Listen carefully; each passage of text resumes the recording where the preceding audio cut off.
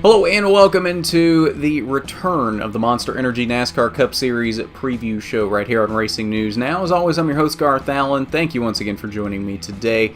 If this is your first time catching a Racing News Now video, consider going down below and hitting that subscribe button and ringing the bell for notifications so you don't miss a thing going forward from RNN. Now, these preview shows are something we did a few months back, and it just got to the point where it was too much, so we stopped doing them for a while, but I think it's time now to bring them back as we are getting close to that 100 subscriber mark now. Speaking of which, if you haven't seen the 100 subscriber giveaway announcement, it is linked down below in the description. Go check it out. Really cool piece of Venturini Motorsports memorabilia that we are giving away to one lucky subscriber when we hit 100 subscribers. We're so close, right? Like 98 subscribers at the time of this recording, so very close to it. Just go down there, check out the video. It's really cool. So you have a chance to win this really cool piece. We're very close to being able to do that now. But let's look ahead to Sunday's Can-Am 500 from the ISM Raceway. Notable news that happened this week. You've probably heard it by now, so we're not going to delve too deep into it. But Kevin Harvick, of course, having the win stripped away from Texas 1 week ago. It still counts in the record book, so it still counts as his 45th career victory, but it does not count toward him advancing into the championship for this season. Now, on top of that, Harvick lost 40 points, as well as crew chief Rodney Childers and the car chief getting suspended for the remaining two races this season, Phoenix and Homestead, Miami. So that shakes up the playoff grid just a bit. So we'll take a look at that here very quickly. So that has changed the game here just slightly. Obviously, Joey Logano is still locked in from his win in Martinsville, but with Kevin Harvick not being locked in and losing 40 points on top of that, that has now dropped him to fourth on the playoff grid. Still in the championship for, but only 3 points to the good above his teammate Kurt Busch. Now, that also only puts him 17 points above Chase Elliott, and so on and so forth, as you can see here with Eric Almirola and Clint Bowyer. It has shrunk the gap at the cutoff line. That being said, Phoenix is one of Harvick's best tracks. I don't know that you can look at this and go, oh, Harvick's in real trouble now. Remember back to the spring. Remember the penalty that he got in Vegas from the rear window being pushed in? Are we remembering that? He goes to Phoenix the next week. Very similar penalty to what he has now. Goes out, dominates, wins the race, wins his 9th race at Phoenix back in the spring. Very similar situation to what he's in right now. So I'm not counting out Kevin Harvick in the slightest this weekend. And I'm not counting him out of the championship four at this point. I think he's still got a very good chance of getting into the championship four. I don't want to call him a lock. I almost called him a lock, and I don't want to say that. Because as soon as I say that, he's going to have problems on lap 1 and it's going to be totally over. But I think he's got a seriously good chance of getting into that championship 4. Alright, so let's move on to what has happened so far this weekend. There's been 3 practice sessions so far for the Monster Energy NASCAR Cup Series. 1 on Friday, 2 on Saturday. Take a look at practice number 1 here, top 10 in practice. Eric Jones paced practice number 1, the only practice from Friday, with a speed of 26.113, 137.862 miles per hour, his second lap on track.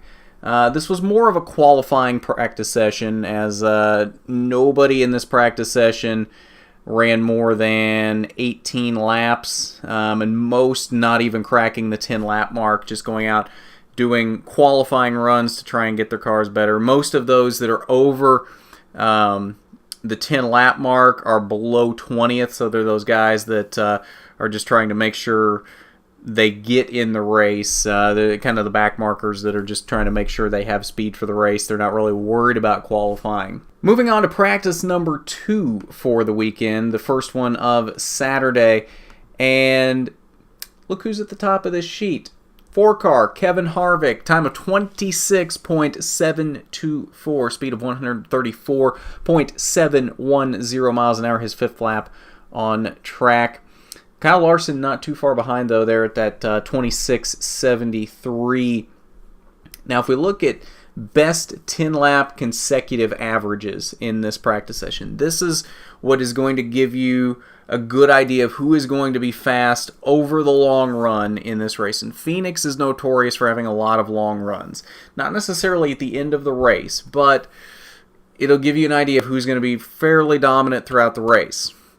Kyle Larson tops the best 10 consecutive lap average chart in this practice session with an average speed of 133.862 miles per hour. Ryan Blaney, Martin Truex Jr., Kyle Busch, and Kurt Busch, the others in the top 5 on this list for best 10 lap averages in practice session number 2. So that gives you an idea who is probably going to be pretty fast over the long run. Final practice for the Monster Energy NASCAR Cup Series on Saturday. And 4 car, top of the board once again, 26.642 is the time, 135.125 on the speed. Harvick's 6th lap on track in this practice session. Over a 10th faster than Brad Keselowski there in 2nd. It seems like that 4 car started to figure something out really well on Saturday. Probably just took a little bit of time for Harvick and Tony Gibson to figure things out. Tony Gibson's not been on the pit box for a while, so probably took them a little bit to mesh back together and get things figured out for the weekend. But it seems like here at the end of Saturday, they were firing on all cylinders, and that's not good for the competition on Sunday. Especially if we look at the best 10-lap average chart for this final practice session. Kevin Harvick tops that best 10-lap average chart with a speed of 134.072 miles per hour, almost a full mile an hour faster than Brad Keselowski, who is 2nd on this list at 133.307 miles an hour. Eric Jones, Kyle Busch, Joey Logano, the rest of the top 5 on that best 10-lap average chart in final practice. All right, so we also had qualifying on Friday. That was shortly after the Friday practice session, just before the truck race Friday night. And a familiar name and a familiar number at the top of the board for qualifying. Kevin Harvick tops the board with a time of 25.836, speed 139.340 miles per hour. Beat out Chase Elliott by about 3.5 hundredths there for that pole position. Ricky Stenhouse, Ryan Blaney, Alex Bowman, the rest of the top 5. As we look here at the rest of the playoff contenders, we see Kyle Busch starting in the 6th position. Joey Logano will roll off from 9th. And as we scroll through the remainder of the starting lineup, there's a lot of names back here that have their work cut out for them. Martin Truex Jr. starting in the 13th position. Kurt Busch, who needs to either point or win his way in, starts in the 14th position. Remember, he's only 3 points out now after the Harvick penalty from Texas. But with Harvick being so fast this weekend, it's going to be tough for Kurt Busch coming from 14th. Same thing for Clint Bowyer down here in the 16th position. And in an even worse position is Eric Almirola down here in the 18th position. As we scroll through the remainder of the starting lineup here, there's a lot of unknowns down here. 3 of the 4 guys outside of the championship 4 currently heading into this race are outside the top 10. Not great places to start at a place like Phoenix. Chase Elliott, though, seems to have speed comparable to Kevin Harvick. So with that in mind, Chase Elliott is probably the guy with the best chance outside the championship 4 right now to win his way into the championship 4. The problem with that comes with Kevin Harvick, because Kevin Harvick is so fast this weekend, as he almost always is in Phoenix, that I think anybody is going to have a ridiculously hard time beating him. This feels like the spring race at Phoenix. This feels like it's going to be the exact same thing as the spring race in Phoenix was, with Kevin Harvick just going out and dominating, nobody being able to touch him, and basically just going out and making a statement like he did back in the spring. Because he had that penalty going into the spring Phoenix race, a very similar penalty to what he has in this race. It just, there's so many parallels you can draw, and he's got so much speed this weekend. Qualified on the pole on Friday, paced both practice sessions on Saturday. I don't know how you can bet against the guy right now. So that leads us into our prediction for this race. And like I said, I don't know how you can bet against Kevin Harvick. That's the thing. I hate to go with something so easy because it's low-hanging fruit at this point, but I don't think you can bet against Kevin Harvick. I think Kevin Harvick wins this race, makes a statement, and wins his way into the championship 4.